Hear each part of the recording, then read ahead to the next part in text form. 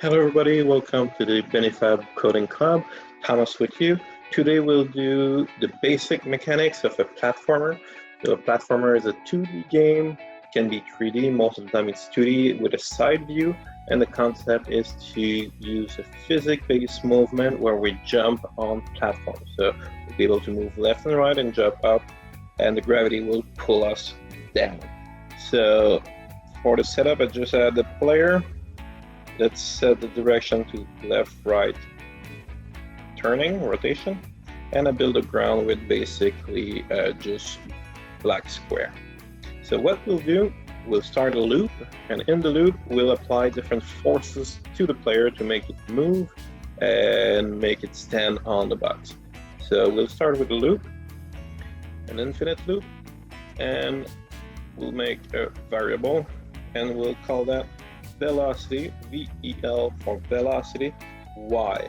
So that will be the speed at which we move up and down. So the speed on my Y. And we create another variable called gravity, which will represent the force pulling me down. So let's start by going to this position first and setting the gravity to, let's say, 1 for now, and setting the velocity y at 0 so we don't start falling.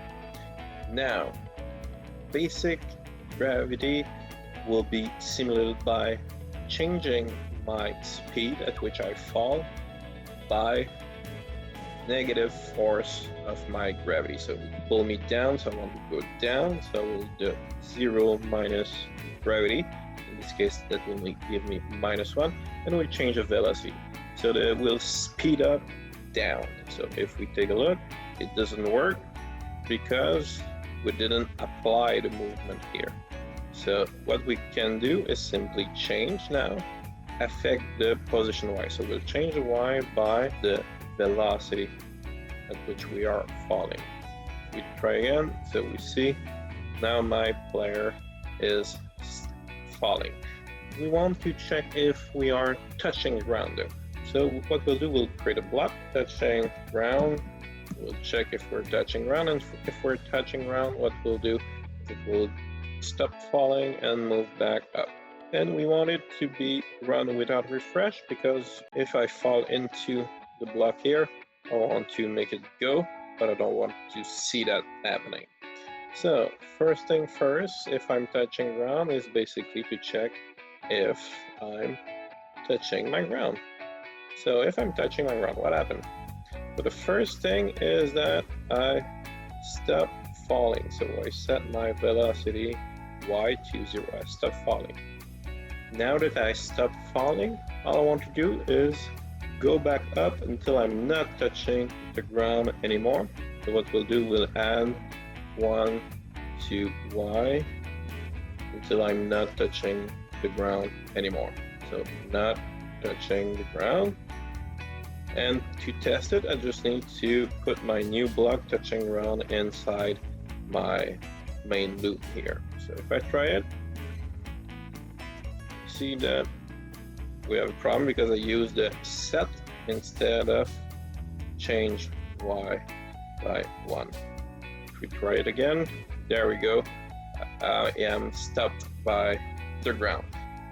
Now that we have the gravity and the falling done, let's make our character move with the key A and D.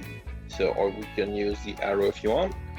So to do that, we'll do a couple if statements. So if I'm pressing D, or if I'm pressing A. So what will we do if we do press those keys? We want it to walk. So let's create a new function, a new block for walking. Let's pass it the direction in which we want to walk and the speed at which we want to walk. And let's do it without refresh. So now, simply put, we'll just go and say point in direction I said, and change x by the speed we want to move at. And now here we just need to use block. So if I press A, I want to go to the left, so it's direction minus 90. And let's go and set a speed for our character. So speed only for the sprite, and let's set the speed, let's say at 3 here. What we'll do, we'll simply pass speed 0 minus the speed when we want to go left, and the speed when we want to go right. So basically the same block, except when we go 90 and we're changing by speed. Let's try that. Again, we go and set by speed. 83. And I can move left and right.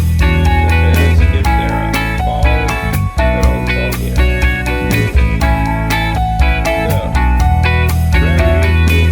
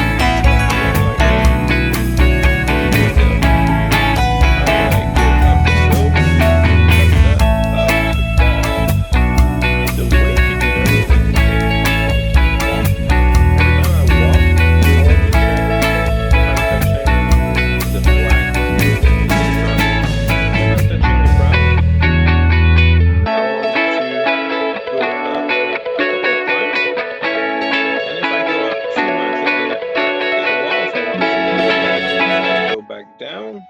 But if I touch the wall and I go up just a little bit, that means it's a slope. So I want to keep going up and up and up. So what we'll do, we'll create a variable called slope to count how many times we went up every time we walk. So after I'm moved, what I'll do is simply the same idea, repeat until I'm not touching the floor, the ground, or until the slope I'm counting go over a certain amount. So let's say if my slope is 8, so if I went up 8 units and it's still a wall, still the ground, that means it's a wall, I want to go back. So what I'll do, I will only go up by 1 until I'm not touching or until slope is over. And to count slope, I will simply set slope to 0 here and change it by 1 every time I go up. So if the slope is less than 8 before I'm not touching the ground anymore, that means it's a slope and not a wall, so I don't do anything. But if the slope is 8, so if I reach the maximum number of slope I'm allowing the character to do, and it's still touching the wall, that means it's a wall. I want to go back, so I want to change x by negative speed, so 0 minus speed, and I want to go back down since it's a wall, so I want to change y by 0 minus the slope, because the slope tells me how many times I went up. I made a mistake here. It's until I'm not touching the ground anymore. And there we go. We have the slope, and the wall will block me, the ceiling, and the jump. So by using physics-based mechanic, we build the basis of a platformer in Scratch with gravity, platform, detection of slope, and ceiling. There's plenty more to do, and there's a more complete and advanced tutorial from Griffin Patch Tutor. The link is in the description. If you like the video, click like and subscribe to the channel. You can also follow live during the activity. The link is in the description. Thank you very much. Goodbye.